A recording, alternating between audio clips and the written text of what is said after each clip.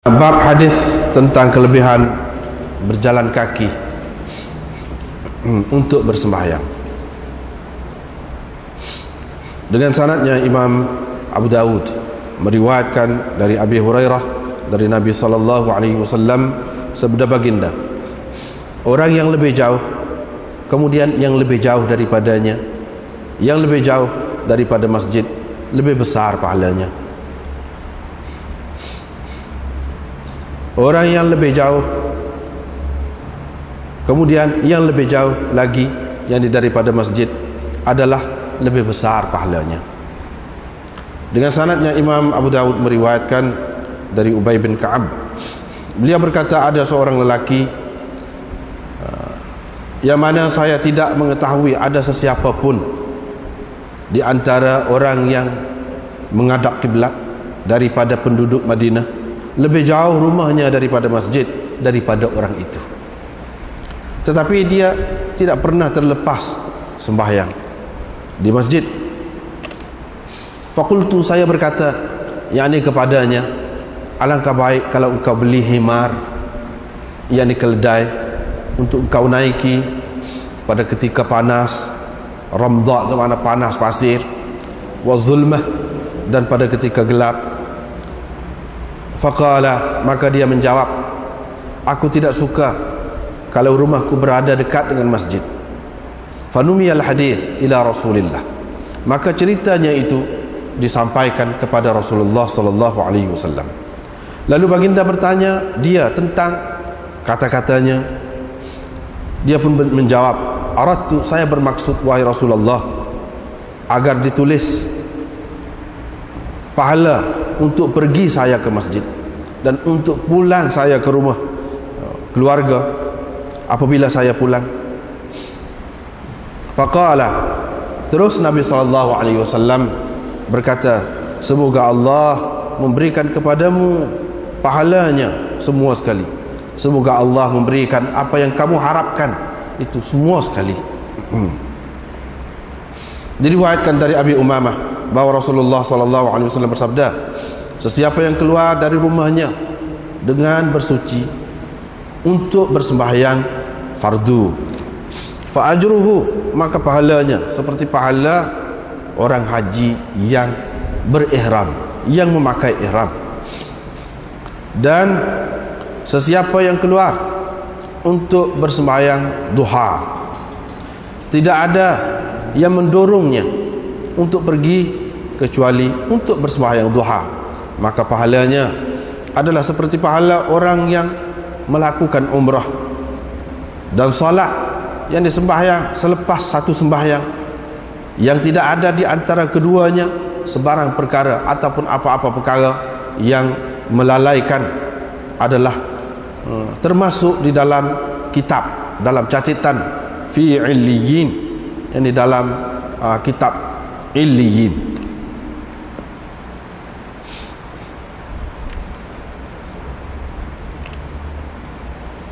Diriwayatkan dari Abi Hurairah, beliau berkata, Rasulullah SAW bersabda, sembahyang seseorang dengan berjemaah melebihi sembahyangnya di rumahnya dan sembahyang di kedainya dengan 25 darjat. Ini kerana apabila seseorang daripada kamu berwudu, diperelokkan wuduknya, dan dia pergi ke masjid, tidak dikehendakinya sesuatu yang lain selain daripada sembahyang, dan tidak ada yang mendorongnya untuk pergi, maksud beliau, kecuali sembahyang. Tidak dia melangkah satu langkah pun, melainkan diangkatkan dengan sebab satu langkah itu satu darjat, dan digugurkan dengan sebab satu langkah itu satu kesalahan ataupun dosanya, sehingga dia masuk ke masjid. Apabila dia masuk ke masjid, kana fi salatin, ia dikira berada dalam sembahyang selagi sembahyang menahannya, yakni berada di masjid itu. Para malaikat pula berselawat, yakni beristighfar untuk seseorang daripada kamu selagi dia berada di majlis ataupun di tempat duduk di mana dia bersembahyang di situ. Mereka mengucapkan, mereka mendoakan, ya Allah ampunilah dia, ya Allah rahmatilah dia, ya Allah, tub alaihi, terimalah taubatnya, ma lam yu'dhi fihi, selagi dia tidak mengganggu yakni orang lain di tempat itu, au yuhdits fihi, atau selagi dia tidak berhadas di tempat itu. Seterusnya riwayat daripada Abi Sa'id Al-Khudri, beliau berkata Rasulullah sallallahu alaihi wasallam bersabda, sembahyang dengan berjemaah menyamai 25 sembahyang. Kalau seseorang mengerjakannya di tanah lapang ataupun di padang sahara dengan disempurnakan rukuk dan sujudnya, pahalanya boleh meningkat sampai 50 sembahyang, yakni seperti 50 sembahyang. Abu Daud berkata, Abdul Wahid bin Ziyad berkata dalam hadis ini, salatul rajul fil falati, sembahyang seseorang di padang atau di tanah lapang ataupun di padang sahara, tempat tidak ada orang, tempat tidak ada penghuni di situ, tudha'afu ala salatihi, digandakan pahalanya daripada sembahyangnya dengan berjemaah. Wasaqal hadis, dan seterusnya dia mengemukakan hadis selanjutnya adalah bau ma ja'a fil masyi' ila salati fi dhulam. Ini bab hadis tentang berjalan kaki untuk pergi bersembahyang dalam kegelapan, dalam gelap. Diriwayatkan dari Buraidah dari Nabi sallallahu alaihi wasallam, sabda baginda, berilah berita gembira kepada orang-orang yang berjalan kaki dalam gelap untuk pergi ke masjid, bahawa mereka akan mendapat cahaya yang sempurna pada hari kiamat nanti. Bab ma ja'a fil hadi fil masyi ila shalah. Ini bab hadis tentang bertenang dalam perjalanan untuk bersembahyang. Dengan sanadnya Imam Abu Daud meriwayatkan daripada siapa? Abu Thumamah Al-Hannat, bahawa Ka'ab bin Ujrah telah bertemu dengannya ketika dia sedang menuju ke masjid. Adraka ahaduhuma sahibahu, yakni salah seorang daripada mereka berdua menemui yang seorang lagi. Ini sebagai menjelaskannya dululah. Maknanya salah seorang daripada mereka berdua itu menyedari tentang yang seorang lagi lebih dulu. Qala fawajadani, dia mendapati saya sedang mentasbihkan kedua tangan saya, yakni menyilangkan jari jemari saya. Buat gini, saya duduk gini, saya duduk gini, jalan. Fanahani an dhalik, dia melarang saya daripada berbuat begitu. Dia berkata, sesungguhnya Rasulullah sallallahu alaihi wasallam telah bersabda, apabila seseorang dari kamu telah berwudu dengan memperelokkan wudunya, kemudian dia keluar dengan menuju ke masjid, maka janganlah sekali-kali dia menyilang jari jemarinya. Jadi jangan buat gitu, kerana sesungguhnya dia berada dalam sembahyang, yakni dikira berada dalam sembahyang. Seterusnya riwayat daripada Sa'id bin Musayyab, beliau berkata, ada salah seorang Ansar hampir mati. Tiba-tiba dia berkata, sesungguhnya saya mahu ceritakan kepada kamu satu hadis. Tidak saya mahu bercerita, tidak saya nak cerita kepada kamu hadis ini, melainkan saya mengharapkan, melainkan dengan maksud saya mendapat pahala. Saya telah mendengar Rasulullah sallallahu alaihi wasallam bersabda, apabila seorang daripada kamu berwudu dengan diperelokkan wudunya, kemudian pergi bersembahyang, tidak diangkat kaki kanannya, melainkan Allah Azza wa Jalla menuliskan untuknya satu kebajikan, dan tidak diletak kaki kirinya, melainkan Allah menggugurkan daripadanya satu dosa. Falyuqarrib ahadukum aw liyub'id,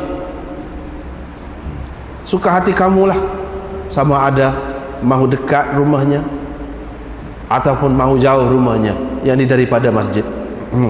Yakni terpulanglah kepada kamu untuk duduk dekat dengan masjid ataupun duduk jauh. Kalau dia pergi ke masjid, kalau dia telah sampai ke masjid, dia pun bersembahyang dengan berjemaah, nescaya diampunkan dosanya. Fa in atal masjid wa qad sallau, kalau dia telah sampai ke masjid ketika orang ramai telah pun mengerjakan sebahagian daripada sembahyang, dan tinggal sebahagian lagi daripada sembahyang itu, dia pun bersembahyang apa yang sempat dan menyempurnakan yang tidak sempat, yakni selepas imam memberi salam, kana kadzalika, dia mendapat pahala seperti itu juga. Kalau dia pergi ke masjid dan mereka telah bersembahyang, yakni telah selesai bersembahyang, fa atamma shalah, maka dia menyempurnakan sembahyang, yakni dengan seorang diri, kana kadzalika, dia mendapat pahala seperti itu juga. Babun fi man kharaja yuridu shalah fasubiqa biha, ini bab tentang orang yang keluar untuk pergi bersembahyang tetapi sembahyang telah pun terlepas, telah pun dikerjakan.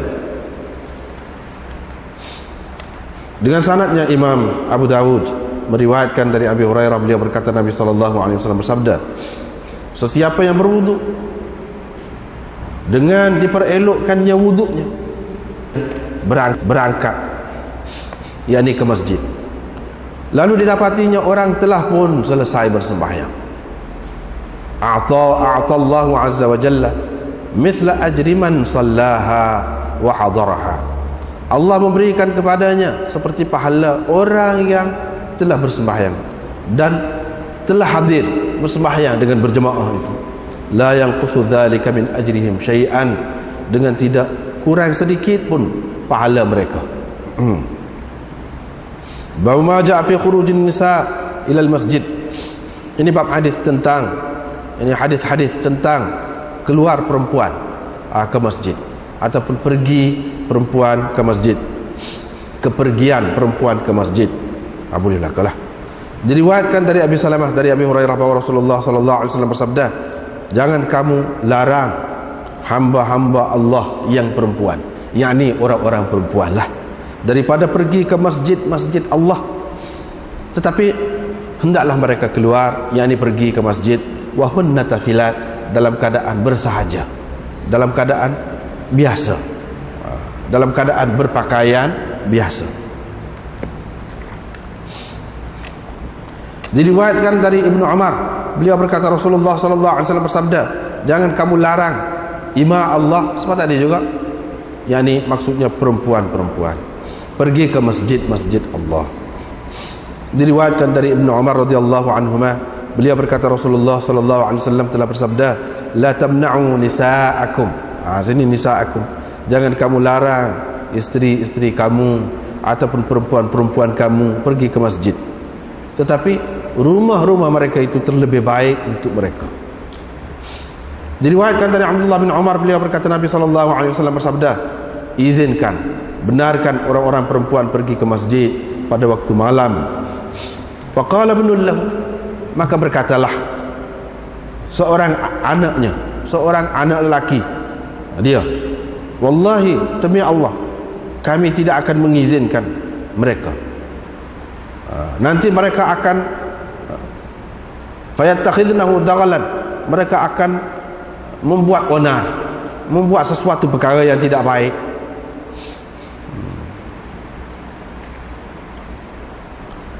Ataupun fayattakhidnahu daghalan, nanti mereka akan mengambil peluang pergi ke masjid itu untuk sesuatu yang tidak baik.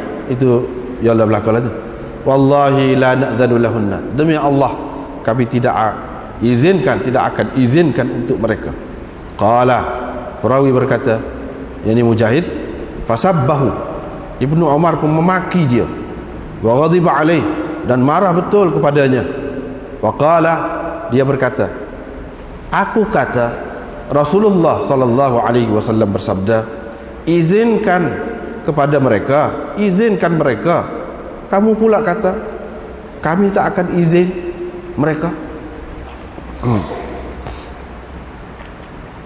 Diriwayatkan dari Amrah binti Abdurrahman, beliau memberitahu perawi di bawahnya, yakni Yahya bin Sa'id, bahwa Aisyah radhiyallahu anha, istri Nabi SAW bersabda, kalaulah Rasulullah sempat dengan apa yang dilakukan oleh orang-orang perempuan kemudian, tentu baginda melarang mereka pergi ke masjid, seperti mana telah dilarang perempuan-perempuan Bani Israel untuk pergi ke masjid.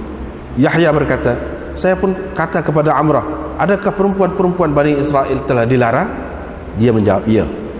Diriwayatkan dari Abdullah dari Nabi SAW, sabda baginda, sembahyang seseorang perempuan itu di rumahnya lebih baik lagi daripada di dalam rumahnya, lebih baik lagi daripada sembahyangnya di luar rumahnya. Dan sembahyangnya di dalam bilik, di dalam rumahnya afdal, lebih baik, lebih afdal daripada sembahyangnya di rumahnya tetapi di luar biliknya, di dalam rumahnya tetapi di luar biliknya. Diriwayatkan dari Ibnu Umar, beliau berkata, Rasulullah sallallahu alaihi wasallam pernah bersabda, alangkah baik kalau kita tinggalkan, yakni kita biarkan pintu ini untuk orang-orang perempuan, yakni khusus untuk orang-orang perempuan. Nafi' berkata, maka Ibnu Umar tidak lagi masuk melalui pintu itu sampai mati. Qala Abu Dawud, hadis ini telah diriwayatkan oleh Ismail bin Ibrahim dari Ayyub dari Nafi'. Beliau berkata, Umar berkata, dan yang ini, riwayat ini lebih sahih.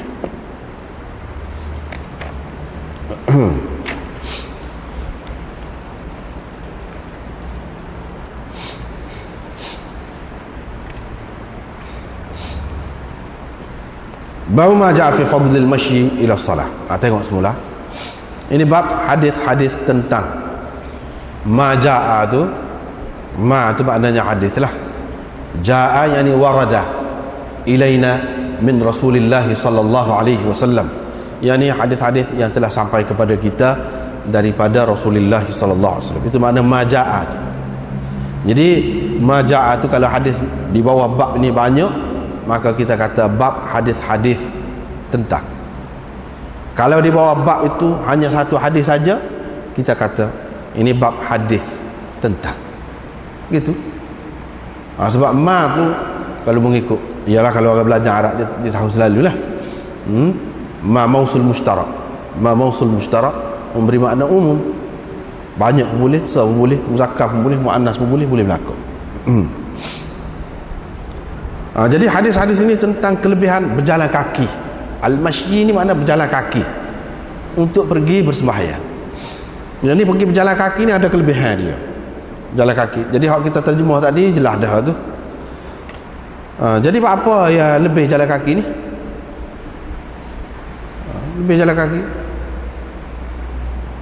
Sebabnya banyaklah. Di antaranya, kalau kita pergi dengan cara lain mudah. Mudah.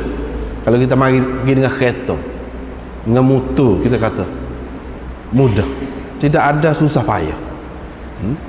Dari satu segi lah, dari satu segi tidak ada susah payah. Dan kerana agama ni kalau kita susah sikit, dia tidak saja. Hak ni senang, hak ni mudah nak buat. Hak ni senang, hak ni payah. Hak ni mudah, hak ni susah nak buat. Jadi kalau kita buat tu dengan payah, boleh pahala. Tidak saja payah dia, lebih lagi daripada hak kita buat dengan mudah. Hak kita buat dengan mudah. Itu hakikatnya. Dengan sebab itu pengajaran ini bukan hak ni saja, bukan dalam bab ni saja, dalam bab lain pun begitu juga, support. Jadi tidak saja. Dengan sebab itu orang Islam bila dia buat sesuatu, dia tidak kecewa, tidak sedih, tidak susah hati. Tidak kata apa-apa lah Tuhan buat payah kita ni, kita nak buat benda molek, jadi payah. Tak terima masalah tu. Sebab apa? Kita boleh pahala. Kita boleh pahala. Tak ada jadi masalah waktu tu. Lepas tu kita tak boleh tengok lah, kita kata aslinya dalam dunia ni hak kita buat tak apa, tak susah hati. Sebab matlamat kita bukan dunia. Boleh jadi kalau hak kita jadi, hak kita buat tu jadi, kita dah tengok, kita kata orang apa puji, kita pun jadi kurang ikhlas. Kurang dah lah pula. Kalau kita mati, lepas tu jadi tak apa, tidak kata kurang. Sebab perkiraan kita ni, orang Islam ni bukan setakat dunia, apa ke akhirat. Hak akhirat tu lebih penting lagi. Satu. Yang kedua, apa lebih jalan kaki? Sebab kalau kita berkenderaan, kita boleh jadi menyakiti mana-mana pihak. Kita tidak maksud menyakiti, dia tu jadi sakit hati dengan kita. Dia deki ke, dia kita lalu dengan kereta, kita tidak maksud betul lah ada air ngecik dia. Marah pula dia. Sementara kau dia ni senang, sementara kau dia pakai kereta macam-macam. Jadi menimbulkan perasaan yang tidak senang hati. Nampak kita ni kebesaran dari satu segi lah, dari satu segi. Dua. Yang ketiga, kelebihan sebab apa berjalan kaki ni pergi ke masjid, iaitu apabila kita jalan kaki, kita akan jumpa dengan orang kan. Kita akan tengok tengah jalan tu apa-apa berlaku. Kita boleh menyaksikan sendiri, molek atau tak molek. Kalau hak tak molek, kita boleh tegur. Kita boleh mengamalkan perintah Al-Quran, nahi anil munkar, amar bil ma'ruf, suruh orang buat baik. Hak dia buat tak baik, kita suruh dia buat baik. Hak duduk buat jahat, kita tegah dia, larang dia daripada buat jahat. Itu kelebihan. Jadi kita boleh melaksanakan perintah Allah SWT itulah. Itu yang ketiga. Yang keempatnya, kita boleh bertegur sapa dengan orang di tengah jalan. Walaupun kita berhenti tengah jalan, salam dengan orang, tak apa. Tidak kata jadi kurang pahala. Dah. Tengah jalan jumpa dengan orang, jadi mesra, dah kecek, tanya khabar dia, tanya ahli keluarga dia, apa semua. Boleh pahala situ pula. Sebab tu jadi lebih. Itu yang keempat. Yang kelima, hak tu Allah SWT yang tahu, lebih tahu. Dia nak beri lebih lah kepada orang. Dia nak beri lebih. Dia nak beri setiap langkah. Apabila kita jalan tu, kita guna tenaga kita, ring kita kata. Guna segala orang saraf kita, sendi-sendi kita, anggota kita guna. Kita guna untuk jalan Allah, kerana Allah. Sebab itu mendatangkan pahala banyak. Sebab itu dikatakan setiap langkah. Jadi maknanya kalau kita naik kereta tidak melangkah, tidak melangkah. Sebab itu jadi lebih jalan kaki itu. Habis. Lepas tu kita ni banyak kerja kan, banyak kerja. Kalau jalan kaki, katakanlah kita nak mari daripada Kubah Krian, nak mari sini jalan kaki, selama mana makan masa. Lepas tu kalau setiap waktu lagu tu, lepas dalam hadis dia kata kalau hak jauh lagi, kau molek, kau banyak pahala dia. Bagaimana dengan keadaan kita, realiti kita, kenyataan hidup kita? Sini dia letak agama ni bukan dikira pada zahir semata-mata. Dia kena tengok pula. Dia tengok pula hati kita. Kita faham ke tidak benda ni? Apa lebih ni? Apa yang ada keistimewaan tadi? Dengan keadaan kita faham tu, kita buatlah hak tadi. Hak kurang yang kita tidak dapat tadi. Kalau kita berjalan kaki pergi ke masjid, iaitu bertegur siapa, tanya khabar kan, masalah lain kita pergi. Tanya keluarga kita, tanya jiran-jiran kita, tanya masyarakat kita, masalah lain dalam bentuk lain. Boleh juga. Asal kita sedar ni, apa yang jadi lebih ni, kita tampunglah hak tu pada masa lain.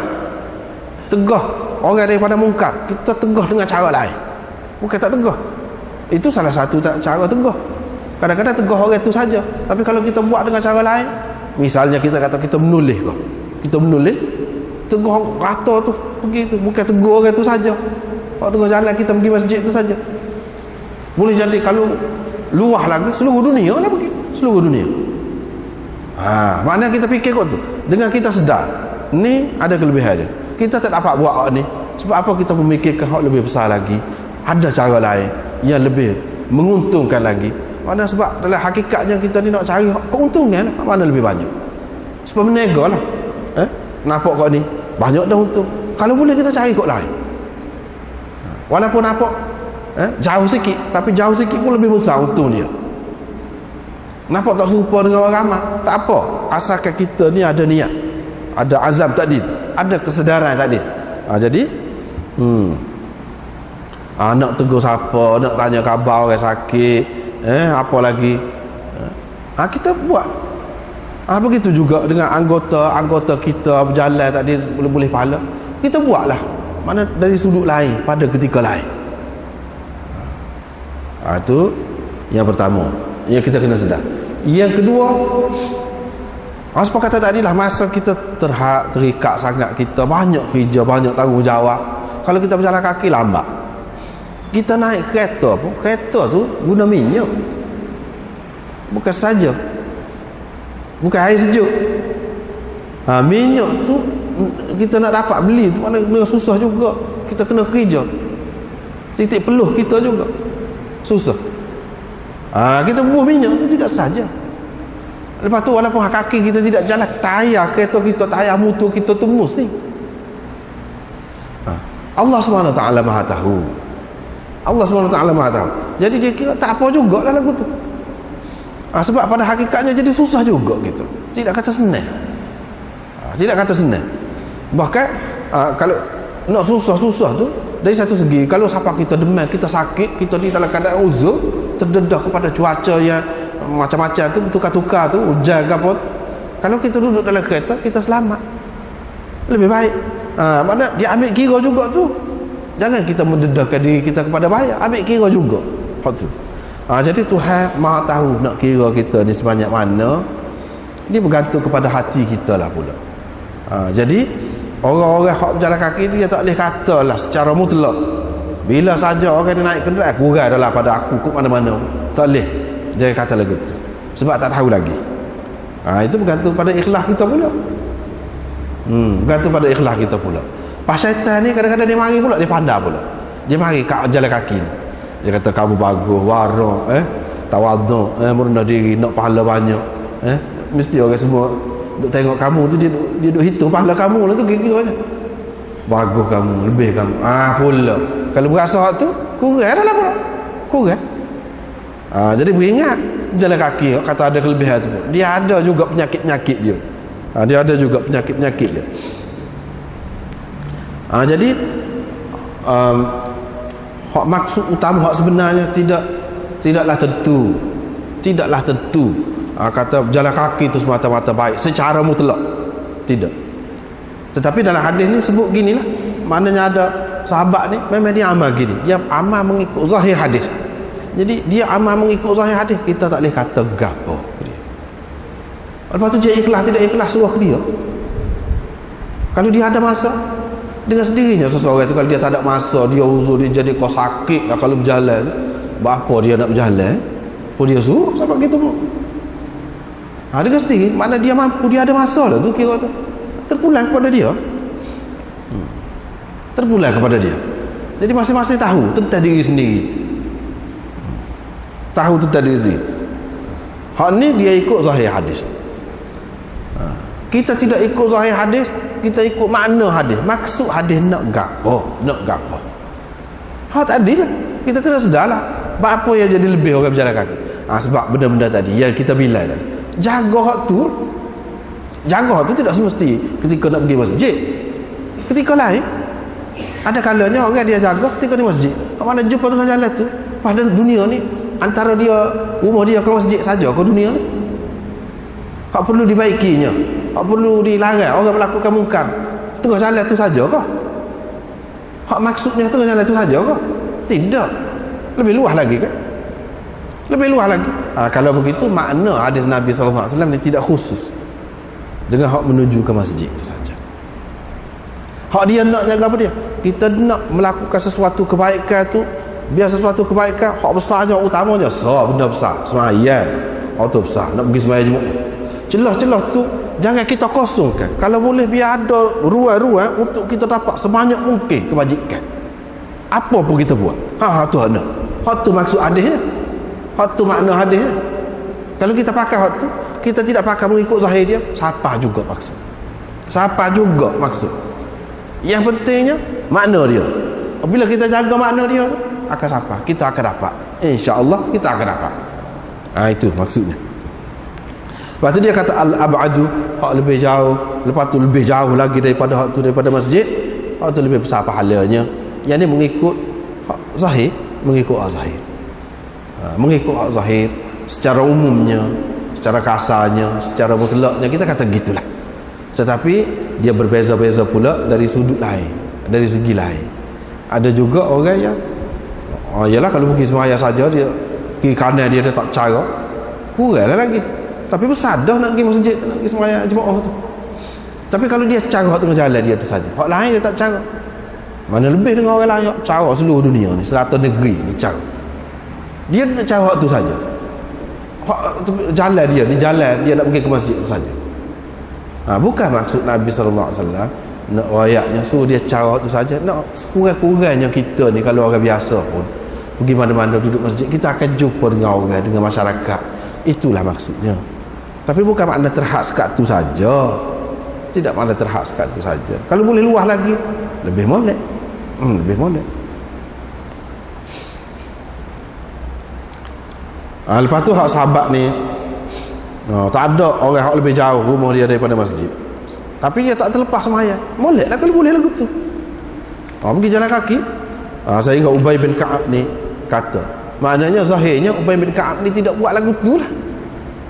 Ubay bin Ka'ab ni di antara sahabat yang dianggap sebagai faqih. Mana seorang yang dia faqih ni, mana dia tidak mengikut zahir lah, tidak mengikut zahir. Biasanya di kalangan sahabat dia tidak mengikut zahir, dia mengikut makna hadis itu.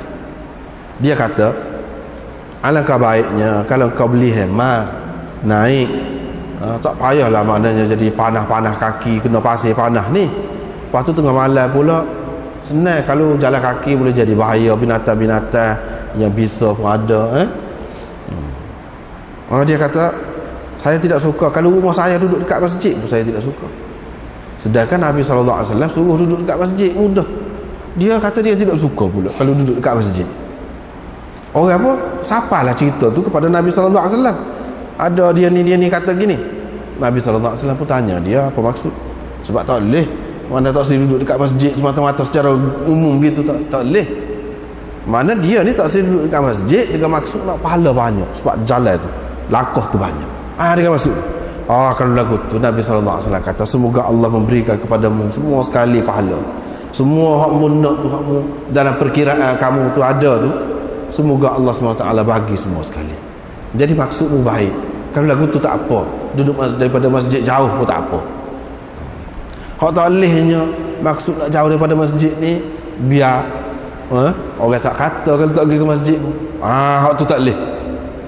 Kalau maksud duduk jauh daripada masjid ni maksudnya supaya dapat pahala banyak, tak apa lagu tu. Jadi orang ni gitulah keadaannya. Begitulah.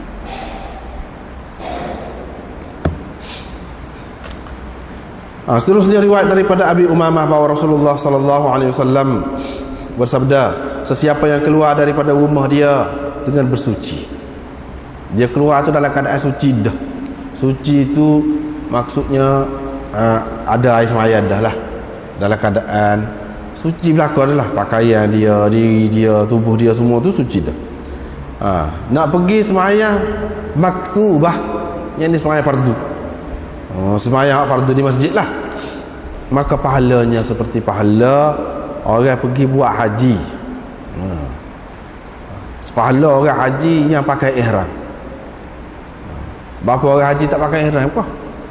Ialah orang haji pakai ihram, mana apabila sampai dekat miqat dia tu, situlah baru kena pakainya, kena kira. Tapi kalau dia pakai jauh sebelum pada tu lagi, di rumah lagi pakai, mana susah lah dia kena jaga hak-hak ihram tu. Mana susah. Bila susah, pahala dia boleh banyak lah. Walaupun Imam Malik ke apa ramai yang mengatakan dia tak boleh, tak boleh lagu tu. Kalau jat rumah lagi, kalau terutama kalau rumah tu jauh, jadi menyusahkan. Sebuat-buat miqat itu makna nak menyenangkan kita lah, situlah baru kita kena pakai.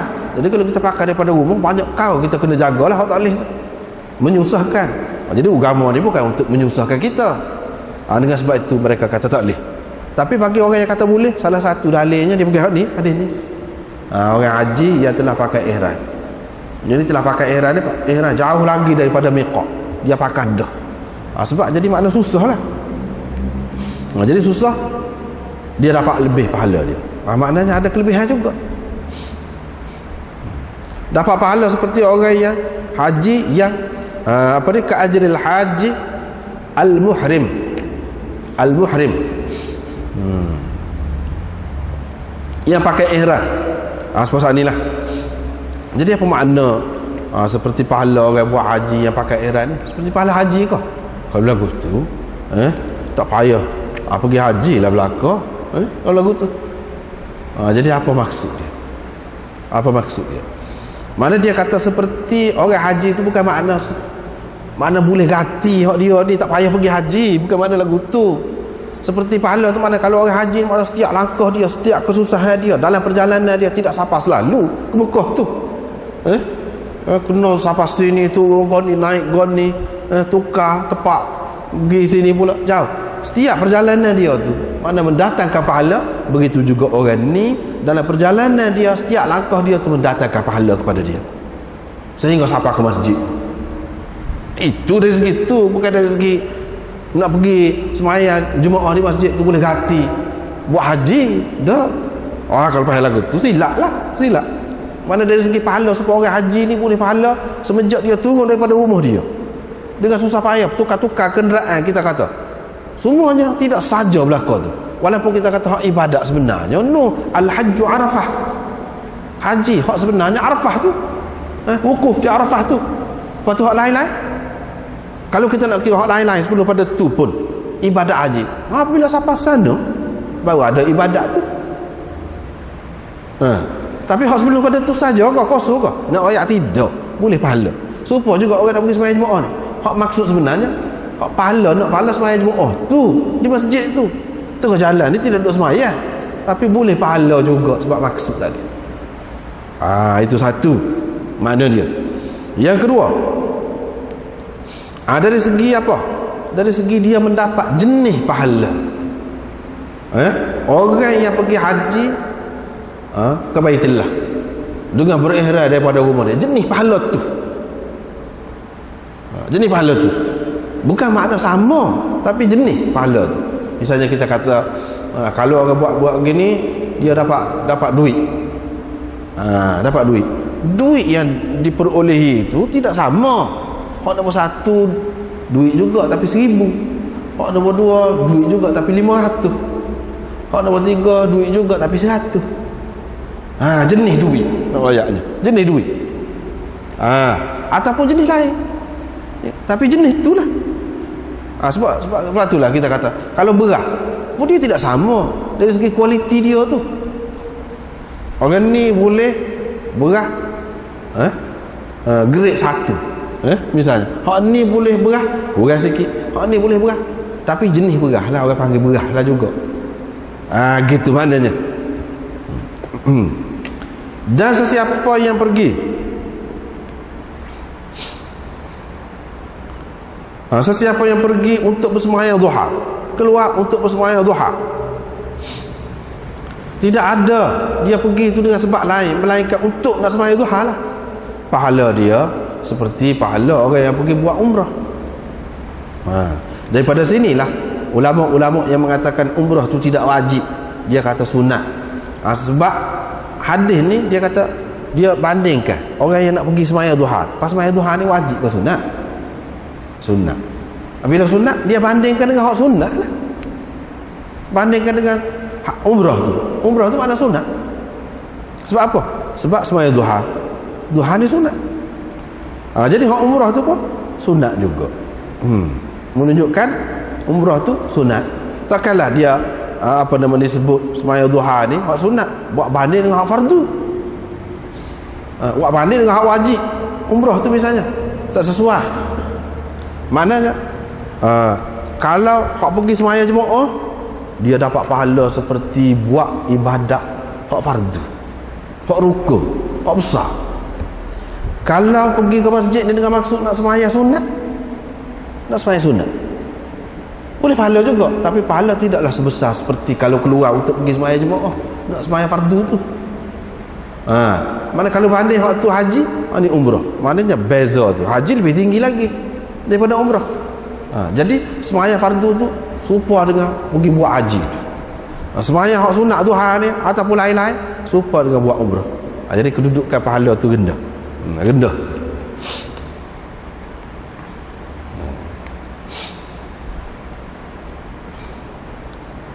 Dan sembahyang selepas sembahyang. Seorang sembahyang selepas sembahyang. dengan tidak ada sebarang lara di antara keduanya. Lara itu perkara yang melekakan ataupun melalaikan, perkara yang tidak baiklah dilakukan di antara dua sembahyang itu. Kitabun fi illiyin, termasuk ataupun dicatatkan dalam kitab illiyin, yakni kitab di alam tinggi, ataupun kitab yang mana dicatatkan amalan orang-orang abrar ataupun orang-orang yang tinggi darjatnya di sisi Allah di dalam suratan itu, di dalam kitab itu. Dia ni termasuk dalam hak tu juga. Apa maknanya sembahyang selepas sembahyang? Lepas sembahyang zuhur tak ada buat benda tak molek. Katakanlah duduk di masjid, tunggu sembahyang pula. Siapa sembahyang asar, tak ada buat tak molek celah.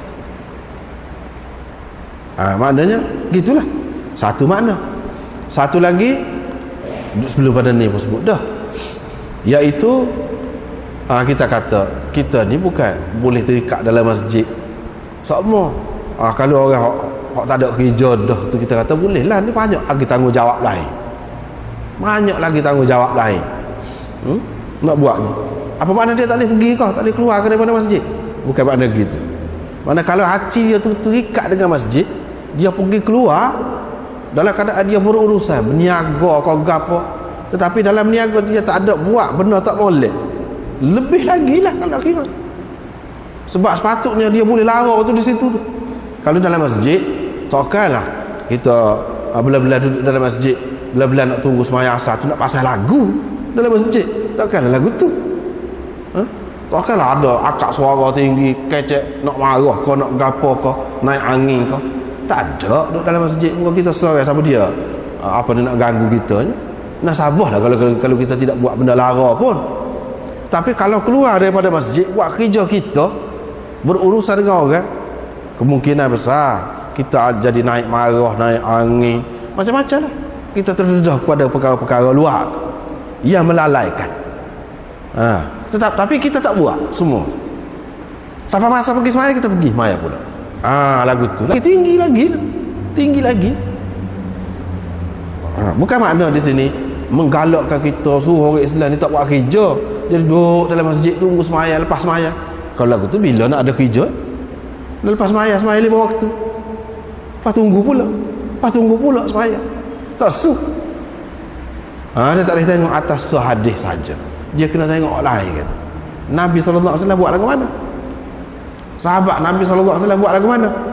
Dia kira duduk tunggu gitu saja. Ada ketikanya, iyalah ada ketikanya. Ketika dia tak ada apa-apa kerja lain, dia adalah ketikanya dia buat gitu. Tapi nak kata semua jadi amalan dia yang tetap lagu tu sehingga terabai orang lain, tidak lagu tu. Tapi katakanlah kalau satu orang tu dia tak ada kuasa dah, tak ada nak pergi mana dah, tak ada gapo, tak ada urusan gapo dah, tak ada peranan apa dah kira-kiranya. Kalau nak pergi luar, nak mengajar apa tak reti, nak mengaji hak lebih-lebih pun rasa tak lagi dah. Lepas tu banyak perkara lah uzur. Tapi kalau duduk dalam masjid boleh, baik, boleh lah, duduklah, lagu tu tak apa, boleh lah. Tetapi ialah kalau dah tua, dah sakit, payah juga nak duduk dalam masjid. Tetapi ialah kalau dah tua, dah sakit, payah juga nak duduk dalam masjid. Kakak beradah pula, jadi susah juga. Susah pun lebih senang lagi nak banding dengan hak lain. Duduk dalam masjid tu lebih senang nak banding dengan hak lain. Itulah cara nak dapat pahalanya. Maknanya di sini apa dia?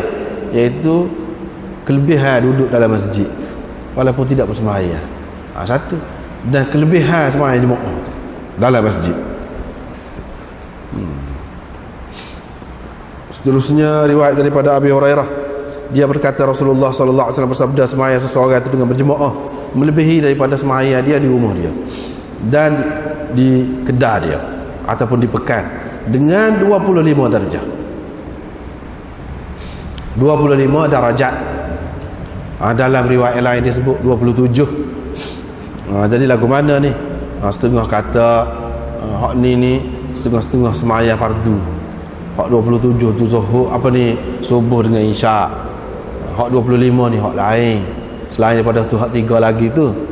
Ada yang mengatakan 27 ni 25 ni mula Nabi sallallahu alaihi wasallam ni diceritakan oleh Allah Subhanahu taala wayak kepada dia orang yang sembahyang Jumaat lebih dia 25. Lepas pada tu Allah Subhanahu taala cerita pula kepada Nabi sallallahu alaihi wasallam 27 tambah 2 lagi.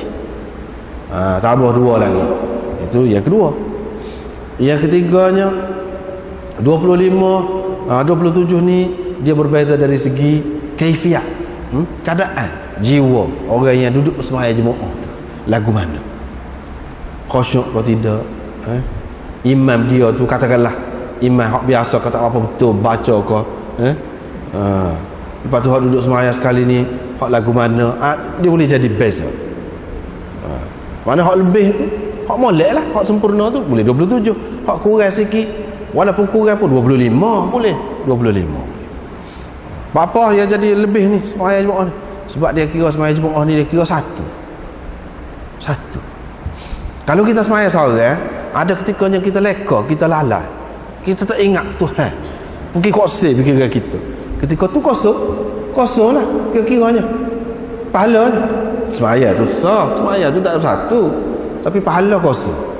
Tapi kalau kita sembahyang berjemaah, boleh jadi ketika kita leka tu, orang ni tidak leka. Kalau kau ramai, mana kira-kiranya penuh lah sembahyang tu. Takkanlah seramai tu mana leka belakang. Kira-kira je. Adalah ketika orang ni leka, orang ni tidak leka. Jadi oleh kerana dia kira satu, maka sempurnalah sembahyang tu. Sebab tu boleh penuh.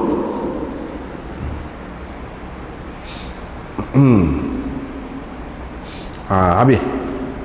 Lepas pada tu setengah-setengah ulama mengatakan lebih daripada sembahyang seorang ni dengan 25.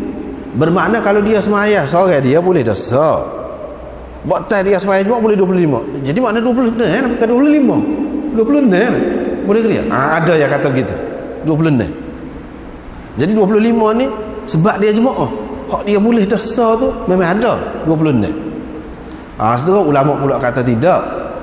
Dia boleh sah tu sah, tapi kalau dia sembahyang Jumaat boleh 25. Tidak kata jadi 26, 25 boleh. Kalau lagu tu maknanya tidak penuhlah 25, 24. Sebab dia boleh dah kalau dia sembahyang seorang. Hak tu pula kata. Tidak. Dia tak kira lagu tu. Dia kira 25 tu. Mana kalau dia sembahyang Jumaat boleh 25. 25. Gitu. Tak timbul dah masalah kalau dia sembahyang seorang boleh sah jadi lebih daripada 25 jadi 26. Tak timbul. Bukan lagu tu. Dia kira boleh 25. Kalau sembahyang seorang boleh sah. Gitu. Lagu mana yang boleh jadi banyak ni? Boleh jadi banyak ni pahala ni. Ini kerana seseorang daripada kamu bila dia berwuduk, fa ahsanal wudu, dengan diperelokkan wuduknya. Jadi ambil air sembahyang molek. Dulu dalam bab air sembahyang kita sudah dah ambil air sembahyang molek ni lagu mana? Fa ahsanal wudu, dia memperelokkan air sembahyang ni. Lagu mana memperelokkan air sembahyang tu? Banyaklah hak kita sudah sebut dah. Hari ni malam ni nak sebut hak sebut dah juga, tapi sebagai peringatan sebab hak ni paling penting.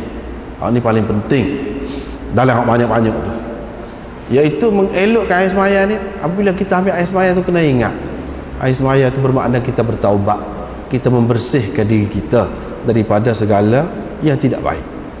Itu makna ambil air sembahyang. Basuh 3 kali mana isyarat kepada rukun taubat awak 3 tu. Isyarat tu. Basuh anggota 7 kan, 7 anggota yang dibasuh. Isyarat kepada pintu neraka. Ni anggota ni lah yang membawa kita kepada nerakanya. Tak tahu nak masuk ke pintu mana. Tak tahulah. Anggota ni lah, 7 ni lah yang bawa. Mana kita cuci kalau ada cemar, mana kita cuci, kita basuh. Basuh tu isyarat kepada kotor lah. Isyarat kepada kotor. Yang kita masuk dalam neraka ni apa? Sebab kotor. Sebab dalam syurga tidak layak dengan hak kotor tu. Dia kena cuci baru sesuai dengan syurga. Hak layak dengan hak kotor tu neraka. Lepas pada tu air, buat apa air? Sebab isyarat kepada api. Lawan dia tu api.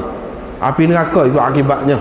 Jadi air kan, kalau api tu kalau kita jiru air, curah air, mapuh api. Maka begitulah. Ini semua simbolik belaka tu. Dalam makna ibadat yang kita buat tu kalau kita tahu. Tapi kalau kita tak tahu, kita kata, oh dia basuh hujung-hujung anggota lagu tu. Basuh macam main gitu. Kalau orang kafir tanya kita pun, kalau kita tak ngaji boleh jadi tak boleh royak. Kalau kita boleh royak gitu pada dia, boleh jadi mikir sakit. Kita sendiri pun berasa, ialah kita berjanji dengan Tuhan, basuh sekali, cuci dia ni Tuhan, tak saya dah buat ni, tak saya dah buat dengan tangan ni, benda-benda tak molek. Tak saya dah. Kita bertaubat, janji dengan tu. Sekali lagi basuh, 3 kali basuh, janji benar tu. Lepas tu kalau nak buat pula, telinga pula lagu tu juga, mata pula lagu tu juga, kaki pula lagu tu juga. Mudah nak faham. Mana kita berjanji dengan Tuhan. Tiba-tiba kalau kita buat juga, kita rasa malu. Kalau kita dengan sedar kita buat tu, ni kita bertaubat, kita nak buat pula, kita jadi malu. Janji dah tadi, jadi mungkin janji benar kita tak boleh pegang janji. Jadi berasa malu. Itu maksud, itu makna fa'ahsanal wudu, mengelokkan wudu. Di samping ialah jaga hak lain-lain lah. Ahsanal wudu tu jaga hak lain-lain lah. Jaga rukun dia, sunat dia, gapo tu jaga belaka. Wa atal masjid, pergi ke masjid. Lepas tu tak ada maksud lain nak pergi sembahyang. Apa takut-takut ada juga orang pergi masjid ni maksud lain. Kalau maksud lain tak boleh lah, sebab tak boleh. Tak boleh lah. Ada maksud lain. Maksud tu luah lah. Luah lah maksud lain tu. Kita sendiri tahu lah maksud. Ini isyarat dia jaga dulu lagi supaya kita pergi ke masjid tu biar ikhlas molek. Jangan tidak ikhlas. Jangan ada kepentingan duniawi. Jangan ada. Tidak ada yang mendorong dia pergi, melainkan nak sembahyang. Tak ada lain. Ikhlas kerana tu. Kalau lagu tu tidak ada satu langkah pun hak dia langkah. Setiap langkah naik satu darjah. Setiap langkah naik gugur satu dosa dia. Sehingga masuk ke dalam masjid. Maksudnya ni tu tengah jalan. Bila masuk ke dalam masjid, dikira dia tu dalam sembahyang. Supaya dalam sembahyang dah. Maknanya pahala lah. Selagi sembahyang tu lah ia menahan dia tak pergi ke lain. Bapa tak pergi ke lain sebab nak sembahyang lah. Maka dia kira dia tu dalam sembahyang. Dan kalau dia dengan keadaan tu, malaikat-malaikat ni duk beristighfar untuk dia. Yusalluna, berselawat. Asal maknanya berselawat. Tapi kalau selawat malaikat untuk kita, dia panggil istighfar. Kalau malaikat selawat kepada kita. Gapo dia kata? Selagi dia duduk di tempat dia tu. Di tempat dia. Dia bersemayam tu. Malaikat tu kata Allahumma ighfir lahu, Allahumma arhamhu, Allahumma tub alaihi. Itulah yang mereka duduk doa. Kalau kita doa Allahumma ighfirli, kita kata dah Allahumma arhamni, Allahumma tub alayya, kita kata kita ni siapa? Beratus kali dah taubat dengan Tuhan, minta ampun, buat pula. Boleh jadi Tuhan tak terima, kita kotor, kita tak bersih, kita kecak tak betul dengan dia. Boleh jadi Tuhan tak terima. Tapi kalau malaikat kan dia tak ada dosa, kalau tak ada dosa ni Tuhan terima selalu. Maknanya kelebihan ni baru kita dapat bila kita pergi ke masjid. Apabila kita pergi ke masjid baru dapat. Doa malaikat tu penting. Sebab apa? Kalau kita boleh jadi Tuhan tak terima, ataupun kalau terima pun diampunnya sebahagian saja, tak ampun habis, tak padan nak ampun dia ni semua sekali. Misalnya kita kata kemungkinan tu banyak. Tapi kalau malaikat dia maksum, dia tidak melakukan dosa, dia duduk beristighfar. Jadi maknanya kira-kiranya Tuhan terima belakang. Itu caranya. Ada kalanya kita ni tidak kerana kita Tuhan terima, kerana orang lain. Sebab itu ya ada faedah tu. Pas mati ke apa doa tu, Rabbana ighfir lana wa li ikhwanina alladhina sabaquna bil iman. Mana ada faedah lah. doa istighfar untuk orang sudah mati. Boleh jadi dia sendiri tak terhapus dengan dia, orang lain terhapus. Boleh jadi. Kita tak tahu. Tapi malam yu'dhifi, selagi dia tidak menyakiti, mengganggu orang duduk di tempat dia, selagi tidak mengganggu, menyakiti. Ganggu ni lagu mana? Mengganggu ni mengikut setengah-setengah ulama lah. Dia kata kalau kita tahu dah masjid tu, orang tu memang dia duduk situ semua, duduk situ, kita tahu dah dia mari awal semua sekarang dah dalam keadaan kita tahu tu, dia mari lewat sikit hari tu kita pergi duduk tempat tu. Tu termasuk dalam menyakiti juga. Jangan lagu tu, tunggu dia dulu, kecuali kalau dia tidak mari, bolehlah. Kalau sudah biasa benar, kita tahu benar dah dia, memang tidak ada khusus masjid ni untuk satu-satu orang, tak ada khusus, tak ada khusus. Tetapi ini dari segi budi bicara lah, budi bicara, budi bahasa, orang kata adab agama, ia kena jaga. Satu. Yang keduanya, lakoh orang, lakoh. Orang duduk kita lakoh. Tempat kita ni wujud dah, alhamdulillah. Orang kita ni Tuhan buat banyak, dia perangai dia ni lembut, asal lagi lembut. Cuba pergi negeri Arab ni, cuba pergi alah kau negeri hok kasar-kasar, alik Pakistan, kau alik mana, kau Afghanistan, kasar cara dia. Bukan kepala ni kocok kepala kita ni, bakah jak pergi depan, tak cara kita duduk bakah. Lakoh. Jadi menyakiti. Kadang-kadang orang tu ni di luar, nak cerita luar, tempat kita alhamdulillah tak berlaku, sebab ini mungkin kesan daripada pengajaran yang halus lah, lembut, jadi ada kesan dia. Kalau kita pergi setengah-tengah negeri, kita tak lakar ke piah, dia pergi bubuh piah datang kepala kita, derah pula tu bubuh tu, derah pula tu. Kita buat kadang-kadang pion tu dia buat dengan jenis macam apa ni kita kata,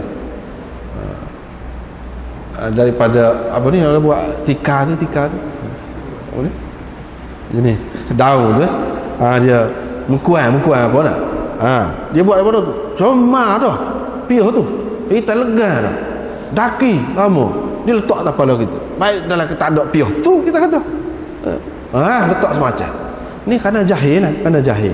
Dia ingatnya kalau pakai piah tu ada kelebihan lah, mana tak kira dah lagu mana, cemar pun. Kerana jahil. Ini banyak berlaku. Di luar negeri banyak berlaku. Itu menyakiti lah tu, menyakiti. Satu itu yang pertama. Yang kedua, yang ketiganya menyakiti lagu mana? Menyakiti malaikat. Menyakiti malaikat ni lagu mana? Kita duduk dalam keadaan berhadas, sebab malaikat dia tak suka, tak suka. Hak moleknya kita dalam keadaan suci, ada air sembahyang, terutamanya ketika tunggu sembahyang. Antara tunggu sembahyang, kalau tidak tak apa. Maknanya hak dapat saat ni doa saat ni hak dapat doa saat ni, kalau selagi kita tidak mengganggu dia, menyakiti dia, di antara hak menyakiti dia nya apa dia? Kita tak ada air sembahyang. Tak ada air sembahyang, terutamanya dalam menunggu sembahyang. Kita tak dapatlah ni doa ni. Tidak salah, tidak dosa, bukan dosa tak ada air sembahyang, duduk dalam masjid tidak dosa, tak dapat ni. Sebab dia makhluk yang sangat halus, sangat seni, suci, yang kita tak faham, tak nampak tu pun dia dia berasa. Itu makna menyakiti. Lagi makna menyakiti, maka wadiyah. Maka wadiyah. Musim-musim dia, maka petah. Jadi saya dengan orang sebelah tu, tapi dia kalau nak itu muka nampak ke sangat kan, takut kawan dia serah hati pula. Kalau dia sedawa, buat biasa, kalau boleh nak lari. Itu menyakiti, termasuk dalam menyakiti juga. Kalau di zaman Nabi dulu orang pakai apa nama ni, bawang putih yang tidak dimasak tu, kalau bau busuk pakai usung orang letak kubur tu. Itu dalam hadis ada sebut pakai usung. Nabi suruh usung orang letak kubur dia. Mana Nabi larang pergi ke masjid menyakiti lagu tu, dalam keadaan menyakiti. Itu makna tidak menyakiti. Selagi tidak menyakiti, ya. Ataupun tidak berhadas di dalamnya. Ni termasuk berhadas tadi. Berhadas ni khususnya berkenaan dengan malaikat lah. Sebab dia tak suka orang berhadas. Ini maknanya kita ni berhadas ni, hadas ni hadas maknawi. Hadas ni benda maknawi. Ayatnya agama ajar kita ni benda kotor ni ada dua macam. Satunya benda kotor, tanya siapa pun dalam dunia ni kotor tak suka, memang tak sedap, bau busuk. Hak tu lah orang panggil kotor je, sebab kita kata tahi ayam, dan lain-lain lagi lah. Sebab dia suka tu, tanya orang kafir pun tak say tu. Semua faham tu. Tetapi najis maknawi tak faham. Najis maknawi ni dia kena orang halus lagi. Agama ajar najis maknawi. Najis maknawi ni ada niat yang tidak baik. Kotor tu, kotor jiwa, kotor peribadi hati tu najis maknawi. Najis maknawi syirik. Najis maknawi kotor tu syirik. Kotor. Jadi kita kena suci hak tu. Di antara najis maknawinya kita tak ada air sembahyang. Tak ada air sembahyang. Luar apa tak ada apa, cuci bau sedap, pakai air wangi bukan main. Tapi tak ada air sembahyang. Hak ni orang tak faham. Tetapi makhluk halus hak naik dia tahu. Kita ni tak suci lagi. Tak suci lagi. Maknanya naknya kita ni suci zahir batin. Kalau boleh sama-sama lagi boleh. Hak tu hak naknya. Biar sedar. Sebab apa yang dia kaitkan dengan najis zahir, supaya kita faham lah. Supaya kita faham. Kalau najis hak zahir tu kan kita nak basuh, kita nak kita nak buang, kita nak tanggalkan warna dia dan sebagainya, tak seh bau sikit pun. Kalau najis hak zahir, hendaknya najis hak dalam tu pun lagu tu lah juga. Kita kena cuci. Kalau hak luar ni kita tidak selesa, walaupun ada warna dia, walaupun ada bau sikit-sikit warna, tak ada dah, kita nak cuci betul. Hak naknya hak dalam tu lagu tu. Itu pengajaran.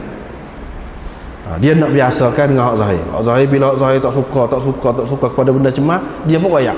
Cemar ni bukan hak tu saja, ada satu lagi hak cemar je, iaitu hak dalam.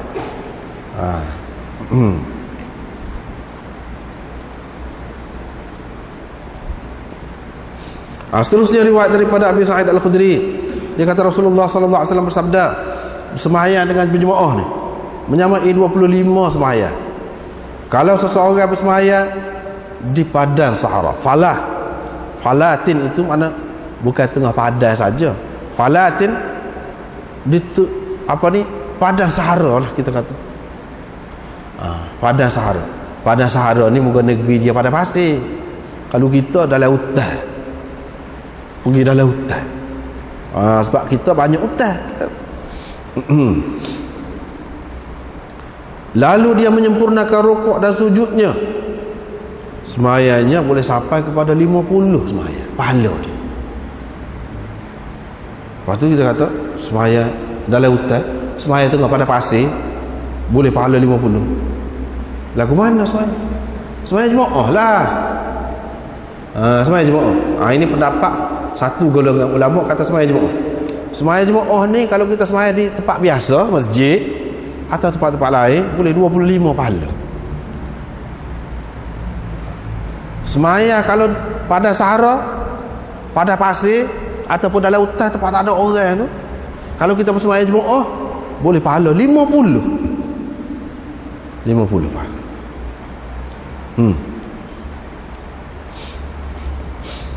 Jadi ulama kata hak ni sembahyang jemaah lah maksudnya. Sebab apa?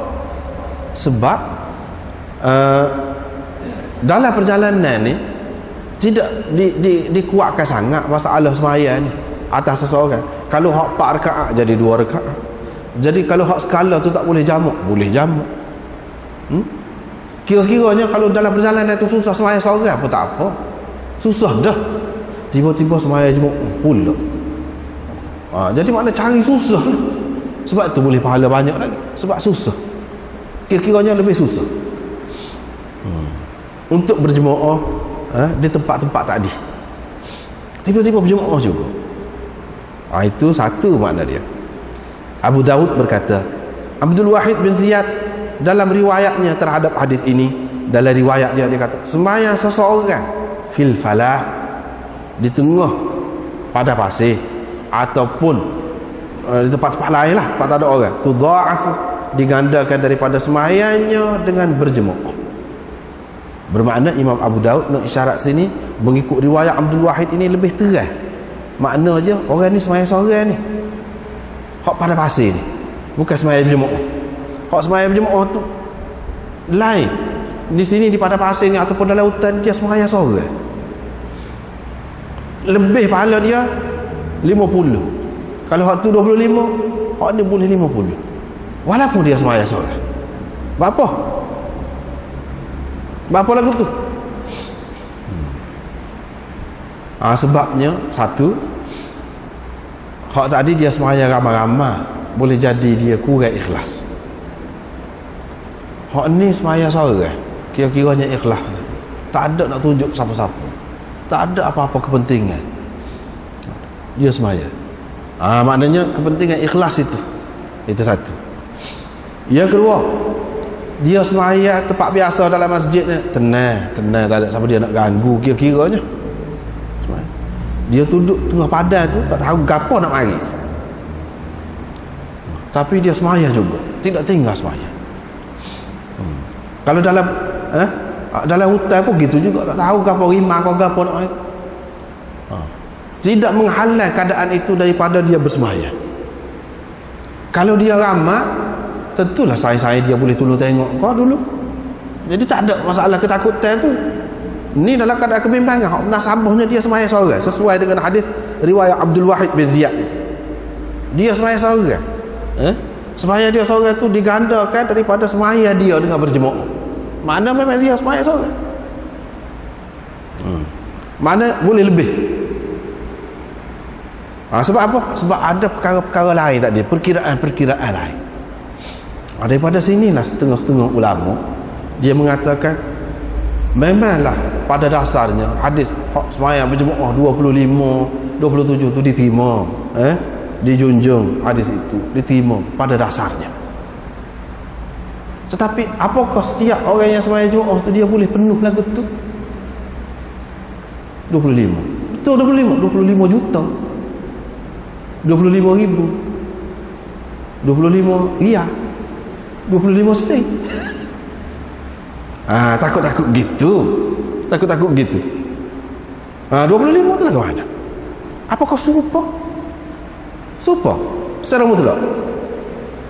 Orang sembahyang dengan Nabi SAW. Jemaah sembahyang dengan Nabi SAW. Dengan jemaah. Tak tahu mana. Baca pun tak betul. Waktu banyak duduk terlibat dengan bid'ah, dengan gapo. Yang mana sahabat Ibnu Umar dan ramai lagi sahabat-sahabat lain tak usah sembahyang jemaah. Maknanya jemaah ni tidak lebih secara mutlak. Tak juga. Pada dasar, ya, pada dasar. Memang gitu dah. Tetapi dia ada lagi beberapa perkara lain yang menyebabkan jadi tidak lebih sembahyang jemaah.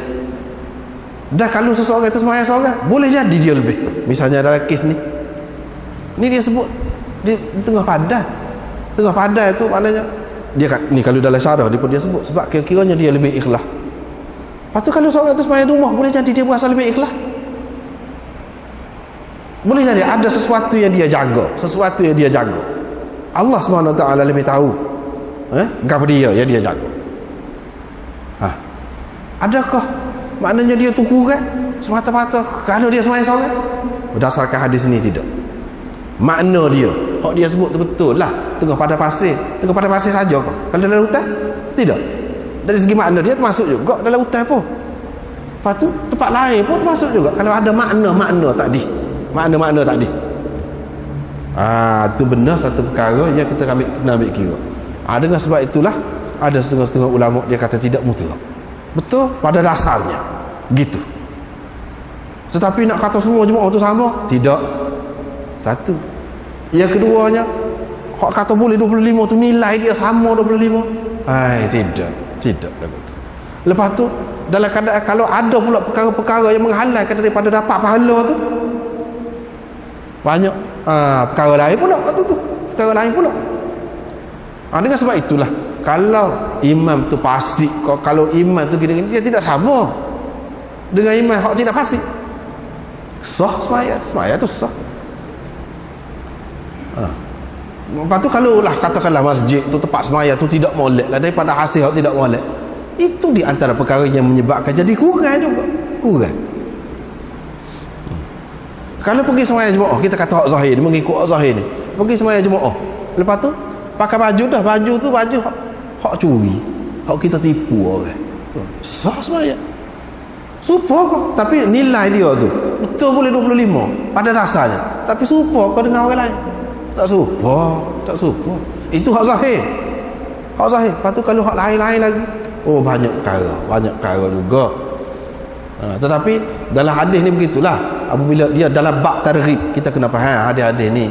Kalau dalam bab targhib dia tidak riwayat secara terperinci, itu satu perkara yang kena faham. Apabila kita nak menggalakkan budak-budak biar dia rajin kan, biar dia berlomba lari bersungguh kan, kita tak riwayat detail. Kita kata gapo, siapa-siapa boleh nombor 1 berlomba lari ni hadiah dia tunjuk besar-besar tu, maka orang pun jadi naik angin. Tetapi dia tidak dia tidak royak, sebab dia dalam bab targhib menggalakkan orang. Sepatutnya kalau kita kata, kalau secara terperinci kita kena royak, ni berapa keliling ni, kata berlomba lari ni pun berlomba lari keliling padang, bukan sekeliling. Pas kamu dengan keadaan kamu tu rasanya ni kena 10 keliling ni, tapi dia tak royak 10 keliling ni, dia kena orang kena berlatih berapa lama, dia kena orang umur berapa baru boleh, dia kena lagu mana, cara, dia tak royak. Dia royak gitu secara umum.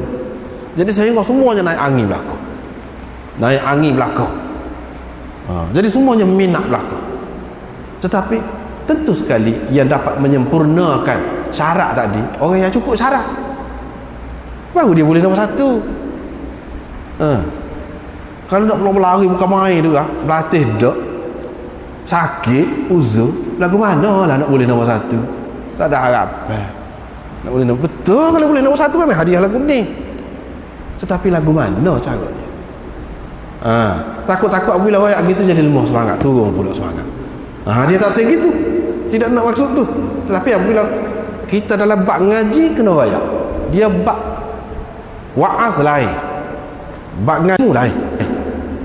Wa'az ni kena royak sedap-sedap, hak suka-suka, hak menggalakkan, menimbulkan minat. Itu targhib, wa'az. Tapi kalau ngaji tidak, dia kena royak hak sebenar. Supaya apa? Kita kena menyediakan diri kita, melengkapkan diri kita. Sebab dalam hadis katalah, kalau siapa tahu kelebihan adalah saf yang pertama. Betul. Tapi apa makna saf pertama? Apa makna saf pertama? Saf pertama saja gitu kan? Saf pertama gitu saja. Itu tak ada perincian. Tak ada perincian.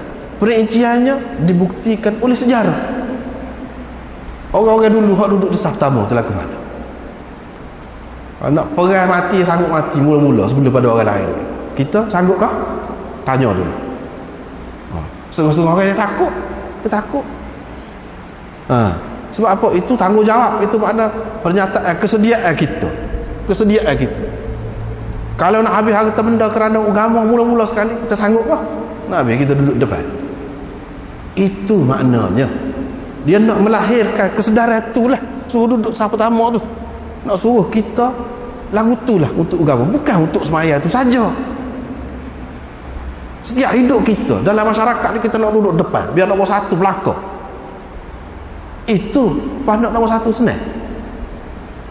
Makna saf pertama tu, inilah hak kata la ilaha illallah pun tidak semudah yang diucap.